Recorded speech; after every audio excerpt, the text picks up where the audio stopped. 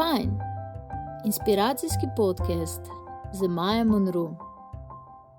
Pozdravljeni, dragi poslušalci, gledalci in sledilci Fajn podcasta, kjer vas ponovno inspiriramo zgodbami ljudi, ki živijo svoje sanje oziroma delajo to, kar jih veseli, kar jim srce že cel čas govori, da morajo delati, in danes je to res pogumno.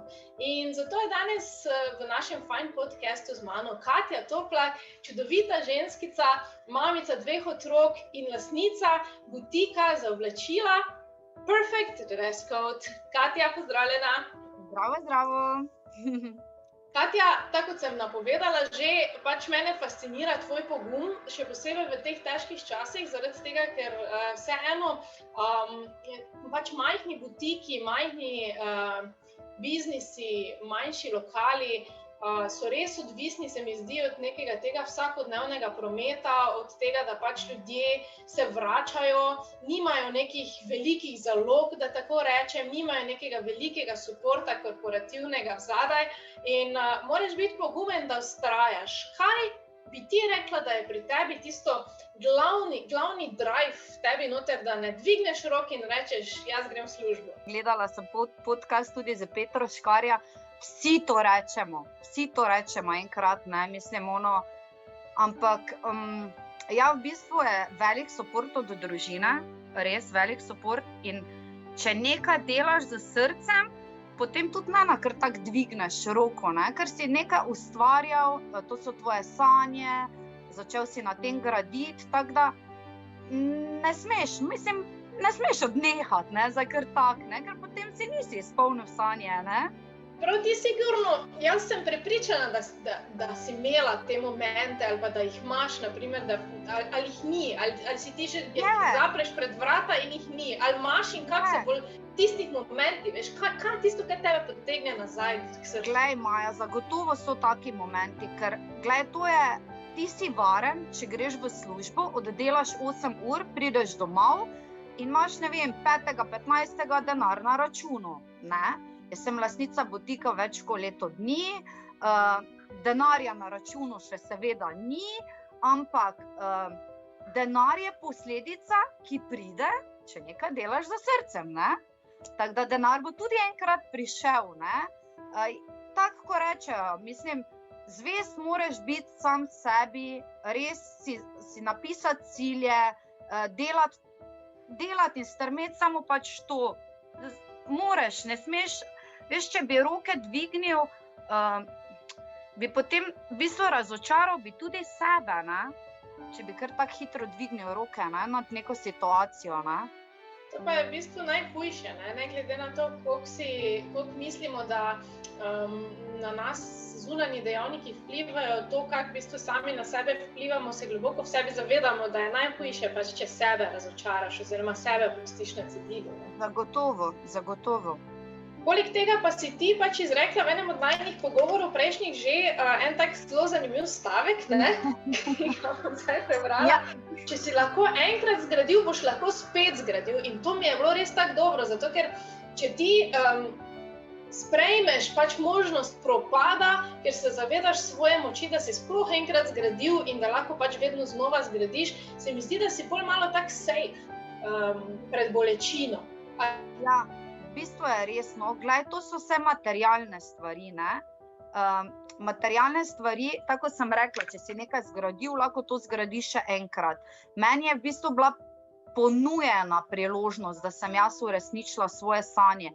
Jaz sem delala predtem v drugih butikih, v lokalih, ampak vedno sem imela tako srčno željo imeti nekaj svojega, ne. Tudi bila sem dekoraterka in sem delala izložbe po Sloveniji, Bosni, za veliko trgovino, ne, za New Yorker, ne. In vedno sem tako sanjala, kako bom enkrat imela nekaj svojega, pa bom oblačila te lutke, pa to, ne. In zdaj mi se je ponudila priložnost. V bistvu mi je partner to uresničil. Iz danes na jutri se je to zgodilo. On je rekel, lej, tu imaš denar, tu imaš finance, idi in si izpolni svoje želje, ne. In zdaj, valjda panika, to, kaj sva prej govorili, ne. Joj, kaj bomo jedli, kaj če ne bom nič zaslužila, ampak če ne probaš, ne veš, ne. In tudi tvoja zgodba, ne, je moja inspiracija, ne, da če smo enkrat nekaj zgradile, lahko ponovno, ne. Tako da, to je to. Ta podpora v bistvu družine, tako kot si rekla, ne samo finančno, ampak tudi moralno, to, da recimo partner razume, da je pomembno, da ti izpolniš svoje sanje, da ti izpolniš sebe, je po mojem kar nekaj najpomembnejšega v podjetništvu in v tem, ko pač se soočamo z temi strahovi, ker ko greš na svojo pot, kjer ni potem pač 15. ali pa 10. plače na računu, ali si delal ali nisi delal, zagotovljene, ne, je pač to še toliko bolj pomembno, da v bistvu tudi drugi verjamejo v tebe in v tvojo idejo, ne samo. Si imela kdaj strah, da boš razočarala partnerja, recimo? Ne, v bistvu imam res največji suport doma, ne. V bistvu imam največji suport od partnerja, čeprav otročka sta pa ful prisrčna, ne, ker zdaj pač mislita, mamica ima nekaj svojega in zato oni, otroci so ful zanimiva bitja, iskrena. Oni si ful razlagajo to po svoje, ne, in oni me vsako jutro vprašajo, moram to povedati, ker je to tako prisrčno, ne. Mamica, kaj si že prodala dovolj oblačil, da si lahko kupimo hišo, ne? Si ful želita, da bi se preselili v hišo, no, ampak... Ja, glej, privatnica, ne? Včasih so privatniki gradili hiše. Ja, v bistvu ne bojim se, da bi razočarala partnerja, zato ker v bistvu sem res iskrena, res delam, to moje stranke, ki so redne stranke, to vejo.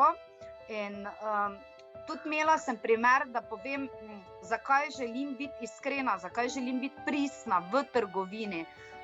Ko sem odprla butik, moj butik se nahaja v kozmetičnem salonu, zelo priznan salon je Perfect Body. In stranke iz Perfect Bodyja so prišle v butik, seveda, ker smo mi skupaj. In ko sem svetovala, sem gospe ponudila kar nekaj outfitov, ampak res iskreno, pač se, po mojem mnenju, se mi je zdelo, da ji nič ne paše.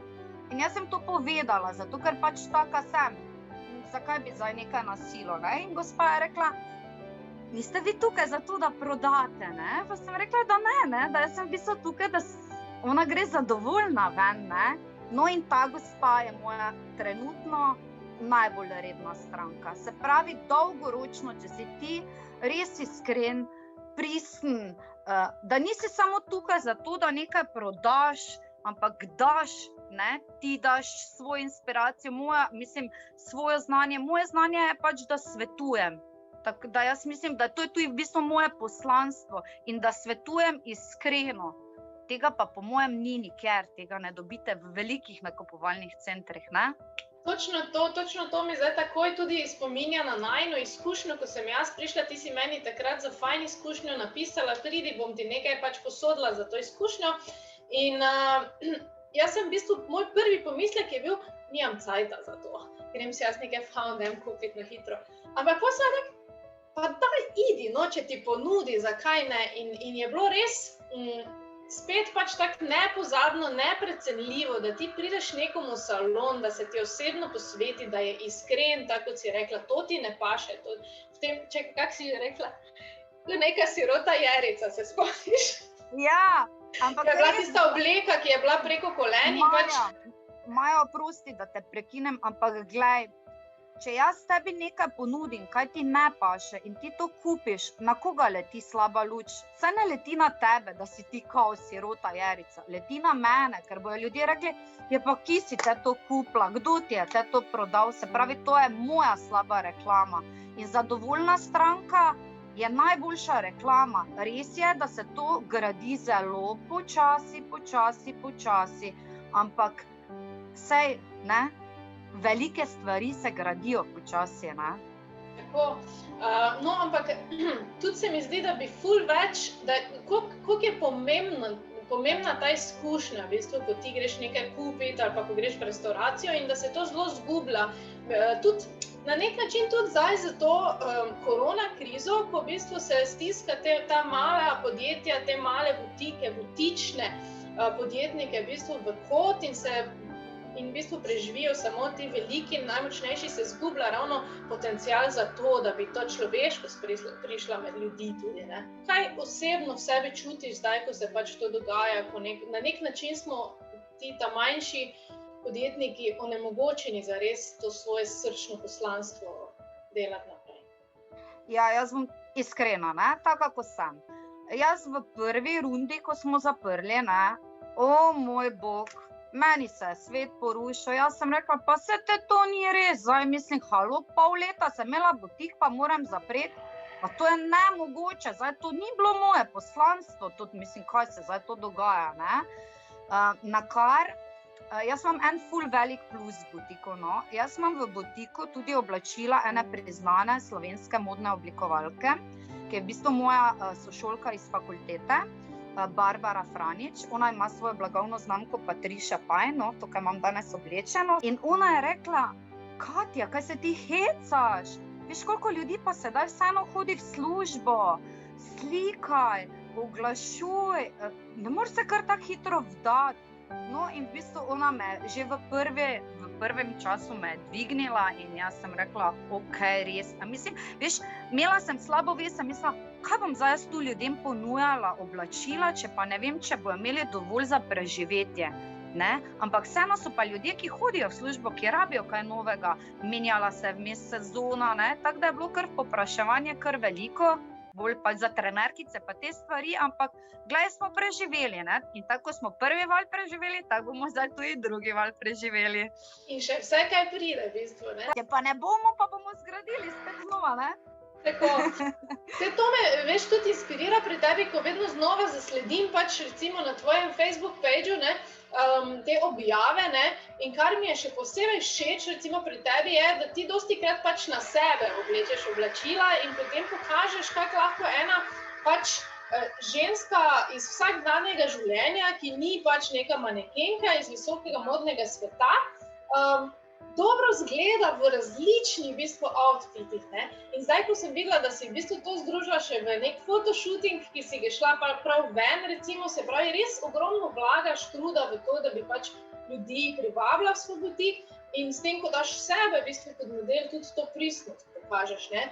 Si to nekako sama se spomnila, ali kako si prišla v bistvu do tega, da si to začela na tak način delati? Glej, Maja, v bistvu jaz, kot sem že omenila, ne, moj butik je v kozmetičnem salonu. Žal sem jaz pač skrita, jaz sem iz zadnje strani, imam vhod. In pač je treba res, k meni mora človek priti z namenom. Se pravi, da je nekje videl, tako kot si omenila, ali na Facebooku, ali na Instagramu, pač moj page in da pride s tem namenom vsem.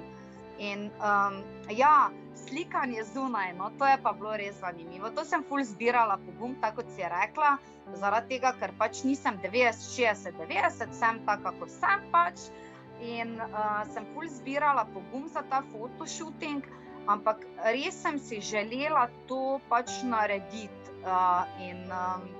Ideja je bila že od nekdaj, ker najlažje se je samo sebe slikati v ogledalo, ne. In tudi to je zanimivo, ko sem odprla butik, sem se dostikrat sama sebe slikala in sem od 50 slik sem na 49 spala, ne. In sedaj ampak zdaj sem že kar zvrezirala, moram reči, ne. Ampak je pa res velika razlika med slikami, ko se slikaš sam in ko te slika nekdo zunaj in ko se zliješ z okolico, no. In jaz mislim, da vseeno daš en del sebe v to in da ljudje to začutijo. Včeraj, ko sem prvič to objavila, je bilo wow, kaj se dogaja, ne. In to je še en primer v teh časih. Jaz mislim, da je ta korona vseeno en plus mali prenesla. Vse res je težko, ne, vse vsem je težko, ne, ampak dajmo pač nekaj narediti iz tega, ne. Zdaj v bistvu imam cel dan čas, ne, dokler še ne bo šola nadaljavo drugega tedna, ne. V bistvu pa pri tebi nekako ta tekstil, ta povezanost z oblačili in z modo je pri tebi že od nekdaj, ti si v bistvu diplomirana inženirka tekstilstva. Tako je. Se pravi, si že od majhnega vedela, da hočeš delati, ali se je to zgodilo z blagom, ali se je to zgodilo nekje vmes? Kako je prišlo do tega, da si ti... Ne, sploh ne, ne daj Bože, jaz drugače znam šivati pa vse, samo ne mi reči, da si moram iti skrajšati kavbojk, ker prosim, ne rada to počnem. V bistvu, To je, jaz sem zdaj oni primer, ne. Mama je htela, da sem frizerka, ne, ker je rekla, glej, tako boš vedno denar imela. Šla boš, pa boš tu naredila 3 trajne, pa boš denar imela, ne. Je pa tako, da je pa že od malega tudi govorila, uči se, ne, da ne boš čistilka, tako kot jaz, ne. Jaz danes vem, da vsako delo, če je denar zaslužen na pošten način, je vredno svojega truda, tako da meni čistilka ni čisto nič ponižujoče, tudi jaz sem delala kot čistilka, vsako delo, kjer ti zaslužiš na pošten način denar, je super, ne. In nisem bila frizerka, ne, seveda, ker nisem niti naredila tistih sprejemnih izpitov, ne. Tako da pol sem pa šla na tekstilno in sem hodila na srednjo tekstilno šolo. In potem, ker je mama rekla, to je premalo, ne, moraš še nekaj več, sem potem še pač valjda diplomirala. Ampak po diplomi se veš, kak je v Mariboru. V Mariboru so vse tovarne propadle, ni MTT-ja, ni Merinke, Svile, tam, kjer so naše babice delale. Tako da kaj pa zdaj, ne?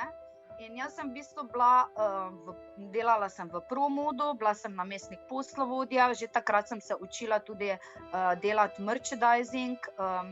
Imeli smo res ogromno suporta, da so nas pošiljali na šolanje, tako da sem se v bistvu že potem pri prvih zaposlitvah učila. Tudi v športnih trgovinah, kjer sem delala, v Šport 2000 in La Coq Sportif, sem imela odličnega učitelja, Kristjana Ladiča, ja, mentorja. On me je zelo dosti stvari tudi naučil, tako da, kaj se tekstila tiče, kako prodajati, kako svetovati, da stranko, ki vstopi, ne kako pomagamo, ker to ljudi odbija, ne. Ampak če je lep sončen dan, tako kot je danes, ne, bi te seveda nagovorila, dober dan, kaki lepi dan, ne, vam se ti zdi, da je lep dan, in začneš pogovor. In seveda pač to jaz tudi v mojem butiku prakticiram, stranki tudi skuhamo kavico, če pride malo bolj zvečer, odpremo kako peninico. Res si želim, da se ljudje počutijo tukaj, tako kot se počutim jaz, domače, prejeto. Ful imam še vizij, kaj vse bi lahko tukaj delala, ful si želim to udejanjiti. V bistvu sem delala že enkrat izmenjavo oblačil, tudi v butiku. Sem vsa moja oblačila, ki jih imam za prodajo, pospravila in sem povabila punce, da prinesejo. Ti prineseš nekaj, prijateljica prinese nekaj in potem je to nastal tak en fajn dogodek, in so si punce med seboj izmenjevale oblačila, če je kira želela, je pač vzela kaj, če kira ni, in je to v bistvu, želim, da ni to samo butik, ampak da se v butiku tudi dogajajo dogodki. In imam stvari ogromno še, kaj bi lahko pač zrealizirala. To zveni res v bistvu vrhunsko razmišljanje, ker dostikrat pa so pač ti butiki, samo prodajalna oblačila, ampak dejansko, sploh za ženske, se mi zdi, da je nakup oblačila res ena taka izkušnja z dodano vrednostjo lahko, ne, tako kot na primer pitje kave, ne, nekomu, ne vem, Italijanom je to samo, gremo dalje, ne, ali pa Američanom, ko so tiste kangle kave nosijo cel dan s sabo, ampak recimo pri nas pa je kava zelo ta nek experience, nek ritual, nek ta, neko pač to druženje, doživetje, dodana vrednost v dnevu, ne.